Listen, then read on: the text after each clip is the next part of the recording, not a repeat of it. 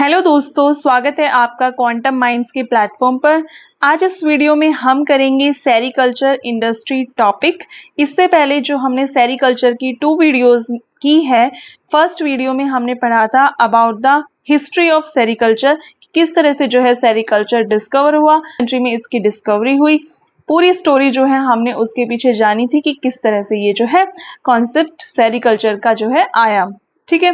Second videos में हमने पढ़ा बायोलॉजी ऑफ सिल्क वॉर्म्स के बारे में, जिसमें हमने बायोलॉजी ऑफ सिल्क वॉर्म्स में पढ़ा लाइफ साइकिल ऑफ बॉम्बिक्स मोरी, जो बहुत ही पॉपुलर सिल्क वॉर्म है, बहुत ही ज़्यादा जिसकी परसेंटेज है जहाँ से हमें सिल्क जो है ऑब्टेन्ड होता है, उसकी लाइफ साइकिल के बारे में जाना, जो काफ़ी थोड़ा इंपॉर्टेंट टॉपिक है आपके लिए। एंड उसके बाद हमने पढ़ा different types of silk worms, जो मलबेरी सिल्क वॉर्म्स होते हैं उसके बारे में स्टडी किया। नॉन मलबेरी सिल्क वॉर्म में कितने क्या एग्जाम्पल्स आते हैं उनके बारे में भी हमने देखा कि क्या क्या उसका कॉन्सेप्ट है, किस तरह से जो है उसकी लाइफ साइकिल होती है, कितने डेज का जो है इंक्यूबेशन पीरियड होता है, ये सब भी हमने उसमें स्टडी किया।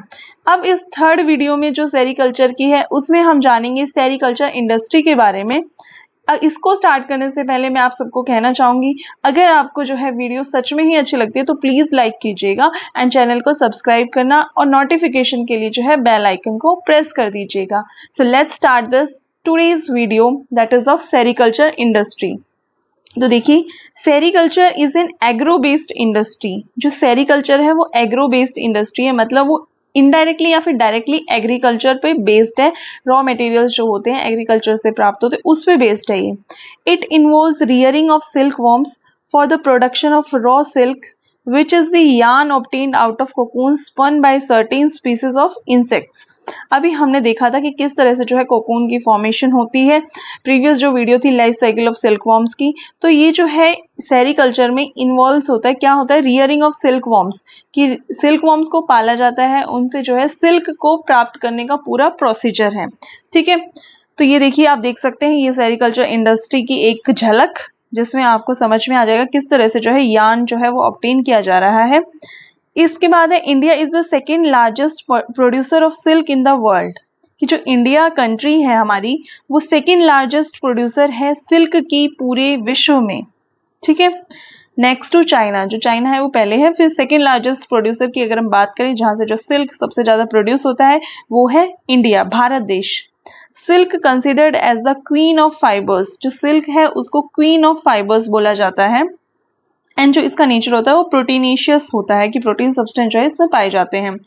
The bulk of commercial silk is produced from the mulberry silk worm Bombyx mori, कि सबसे ज्यादा जो कमर्शियल सिल्क ऑब्टेन किया जाता है वो सिल्क वॉर्म, ये बहुत ही फेमस सिल्क वॉर्म है। इसका नाम जो है आपको अच्छे से याद हो जाना चाहिए अब तक, क्योंकि हम इनको प्रीवियस वीडियोस में बहुत बार जो है स्टडी कर चुके हैं इस नाम को।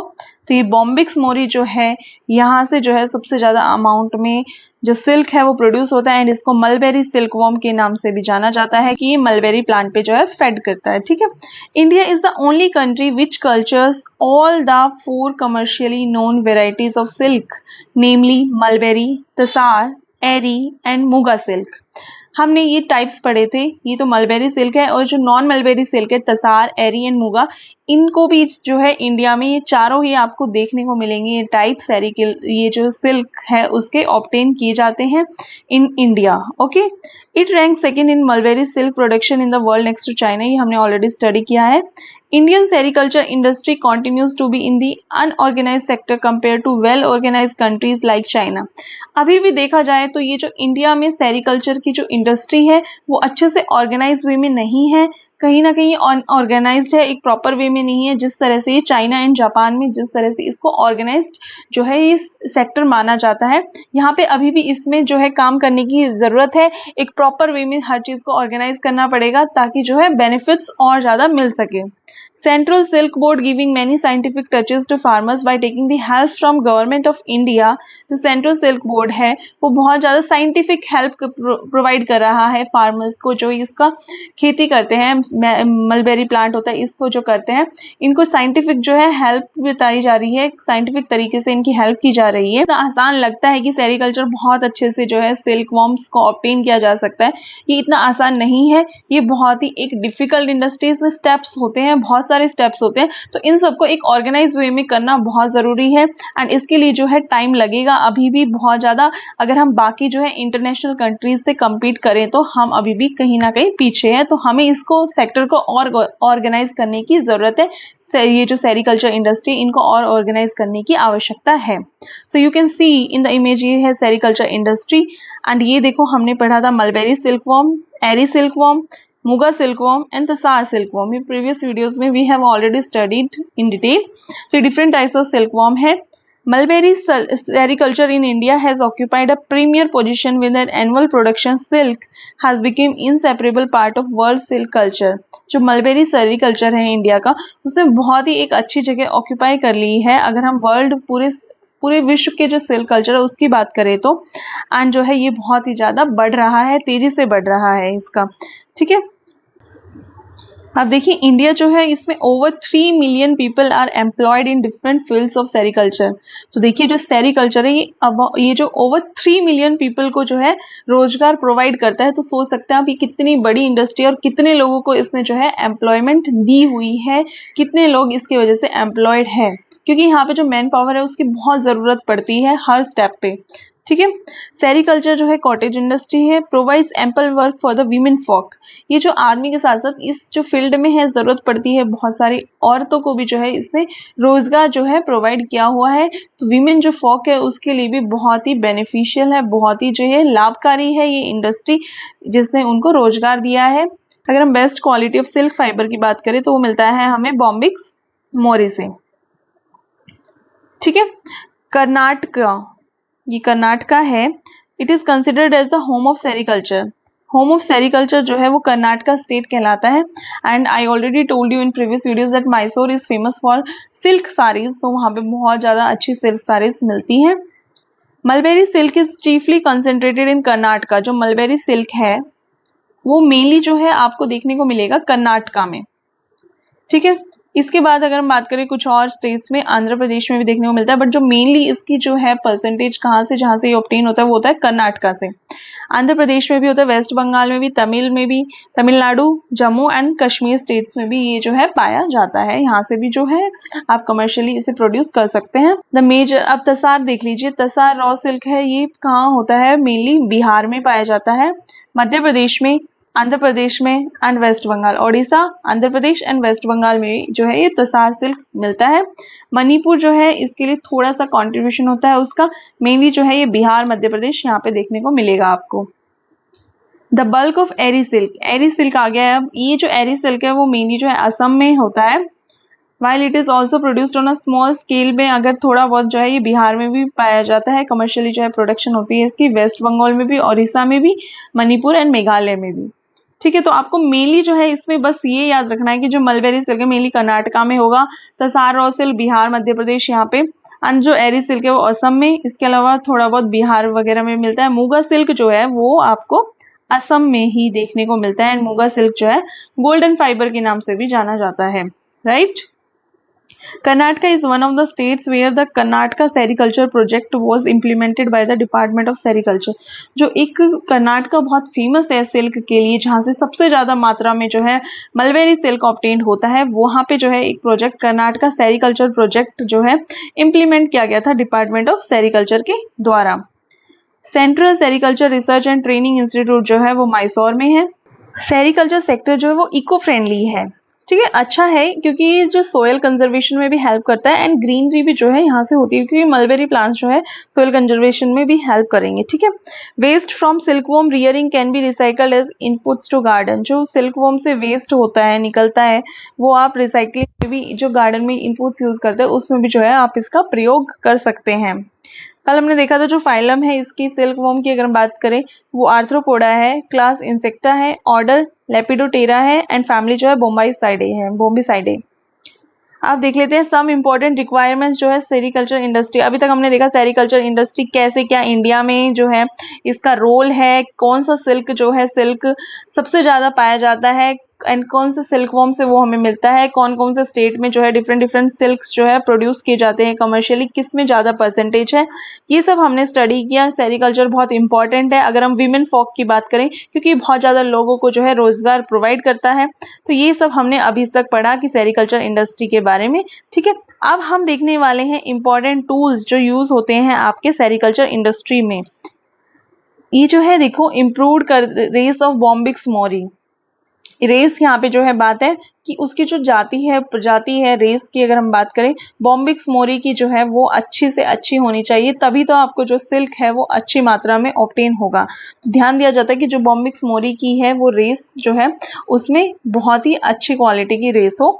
Good nutritive type of mulberry plantation, जो मलबेरी प्लांटेशन है, मलबेरी के प्लांट्स हैं, वो एक अच्छे जो है अच्छी क्वालिटी के होने चाहिए। ठीक है, मलबेरी के प्लांट्स। अब इसमें देखो इंपॉर्टेंट टूल्स है कुछ। एक होता है टर्म मचान। मचान जो है द प्रॉपर प्लेस है for rearing the silk worm, जहाँ पे रियर किया जाता है सिल्क वॉर्म्स को, मचान उस प्लेस को बोलते हैं। वहाँ पे जो है रियरिंग होती है, पोषण होता है, पालन पोषण जो है सिल्क वॉर्म्स का। रियरिंग ट्रेस है फिर for keeping the laid eggs along with the mulberry leaves, जो ट्रे ऐसी ट्रेस जहाँ पे जो है अंडे जो होते हैं सिल्क वॉर्म्स के, उसको जो है रखा जाता है किसके ऊपर, मलबेरी लीव्स के साथ रखा जाता है, तभी तो वो वहाँ पे पूरा प्रोसीजर फेड वगैरह करते हैं, ये पूरा स्टेप जो है तब तक मलबेरी लीव्स को वहाँ पे रखा जाता है।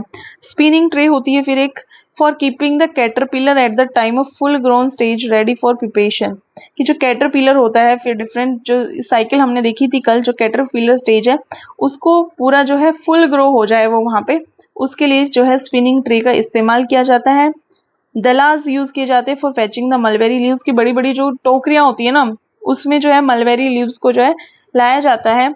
चॉपिंग नाइफ का यूज किया जाता है for cutting the mulberry leaves into smaller pieces, कि चॉपिंग नाइफ का आप छोटे छोटे पीसेस में जो है मलबेरी लीव्स को जो है कट करके वहां पे रख देंगे, उसमें जो ट्रे है वहां पे वो है जो आपका ये जो सिल्क वॉर्म्स है वो फेड करते हैं। ठीक है, baskets for the distribution of mulberry leaves, basket use की जाती है कि अलग अलग जो है आपने मलबेरी लीव्स को डिस्ट्रीब्यूट कर दिया है, अगर कोई खराब लीव है उसको आपने निकाल दिया है एंड अच्छे लीव्स को रखा हुआ है। हाइग्रोमीटर है to know the percentage humidity in the atmosphere, hygrometer का यूज किया जाता है कि कितनी ह्यूमिडिटी है एटमॉस्फेयर में, वातावरण में कितना जो है मॉइस्चर प्रेजेंट है उसके लिए। Thermometer to take the reading for room temperature, room temperature कितना है उसके लिए थर्मोमीटर का यूज किया जाता है। Oven to regulate the different stages of life cycle at different temperatures, इसमें डिफरेंट डिफरेंट स्टेजेस जो है आपको देखने को मिलती है, तो उसके लिए अलग अलग टेम्परेचर की जरूरत पड़ती है, तो ओवन का इसलिए इस्तेमाल किया जाता है कि डिफरेंट टेम्परेचर्स वहाँ पे जो है प्रोवाइड किया जा सके। फ्रीज का इस्तेमाल होता है for the storage of eggs for next generation, कि एग्स जो है आप देखेंगे अगर आप एग्स को जो है स्टोर भी करके रखेंगे ताकि वो नेक्स्ट जनरेशन के लिए यूज हो सके इसमें। ठीक है, ये देख सकते हैं आप इंडोर फ्लोर रियरिंग मेथड है, यहाँ पे जो है फ्लोर पे जो है इनको सिल्क वॉर्म्स जो है यहाँ पे देखेंगे, ये पत्तों पे सिल्क वॉर्म्स है, यहाँ पे उनको रियर किया जा रहा है फ्लोर पे। ये है indoor bottle pitcher tin rearing method है। ये इंडोर मचान, मचान के केस, ये देखो मचान के फॉर्म में जो है यहाँ पे आपको इन पत्तों पे बहुत सारे सिल्क वॉर्म्स देखने को मिलेंगे, तो यहाँ पे ये इंडोर मचान रियरिंग मैट है। अब देखो ये लीव्स पे ट्रे है, ये ट्रे के ऊपर, ट्रे के अंदर लीव्स डाले हुए हैं और यहाँ पे सिल्क वॉर्म्स को जो है वो किया जा रहा है। ये देखो लीव्स को कट कर दिया है छोटे छोटे उसमें एंड सिल्क वॉर्म्स को, ताकि फीड कर सके इसके ऊपर। Process in followed in sericulture, अब देखो प्रोसेस कौन कौन से होते हैं सेरिकल्चर में follow for the production of mulberry silk की बात करें, क्योंकि सबसे ज्यादा इसको ही हम जो है ये इसकी परसेंटेज सबसे ज्यादा है, तो यहाँ पे हम मलबेरी सिल्क की बात करें। The sericulture process involves 3 primary steps involve होते हैं। मॉरिकल्चर, पहला है मॉरिकल्चर। मॉरिकल्चर क्या होता है, कल्टीवेशन ऑफ मलबेरी लीव्स, कि आप जो है खेती जो है उसकी कर रहे हैं मलबेरी लीव्स की, कि किस तरह से जो आप पूरा प्रोसीजर होता है, किस तरह से आपने प्लांट किया मलबेरी जो प्लांट है उसको, एंड किस तरह से आप वहां से लीव्स जो है ऑब्टेन करें, ये मॉरिकल्चर होता है। सिल्क वॉर्म रियरिंग होती है फिर promoting the growth of the silk worm, अब जो आपने मलबेरी लीव्स है वहां पे आप की सिल्क वॉर्म जो है उसकी ग्रोथ करा रहे हैं, प्रमोट कर रहे हैं उसको, सिल्क वॉर्म रियरिंग कहलाता है वो। ये हम सिल्क वॉर्म रियरिंग नेक्स्ट वाले वीडियो में पढ़ेंगे। सिल्क रीलिंग होती है, को जो है एक्सट्रैक्ट किया जाता है फ्रॉम द सिल्कवर्म कोकून से, तो इसको सिल्क रीलिंग बोलते हैं।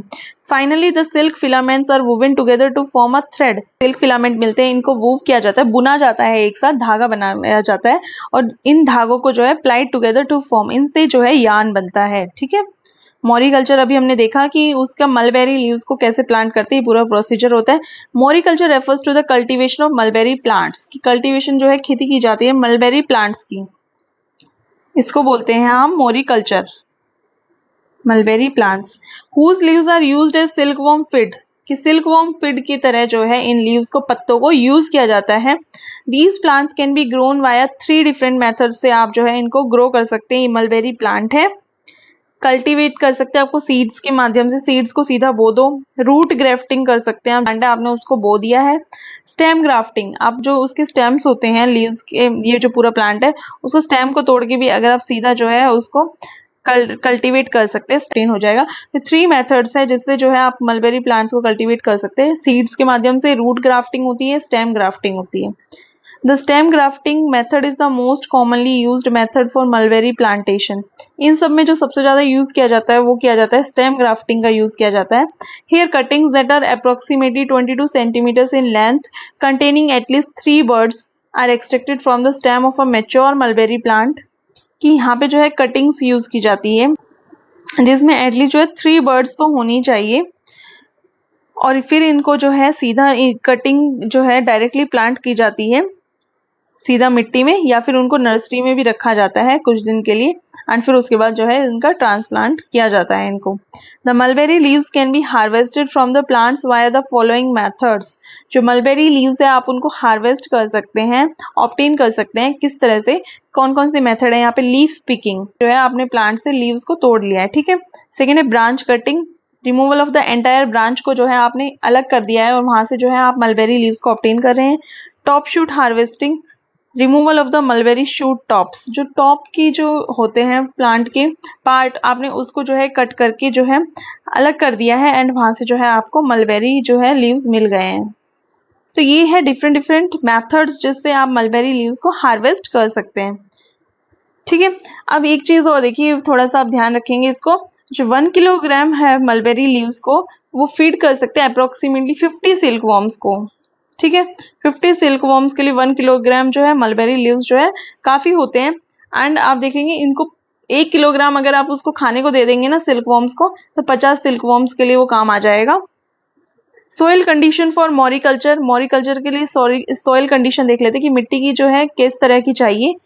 तो सॉइल रिक्वायरमेंट जो है वो सेम होती है जैसे अदर टाइप्स ऑफ एग्रीकल्चर होते हैं उनके लिए, कि सॉइल जो है फर्टाइल होनी चाहिए, उपजाऊ होनी चाहिए, वेल ड्रेन्ड होनी चाहिए एंड गुड वाटर रिटेंशन, की वाटर को रिटेन कर पाए, कुछ देर तक अपने अंदर रख पाए, ठीक है।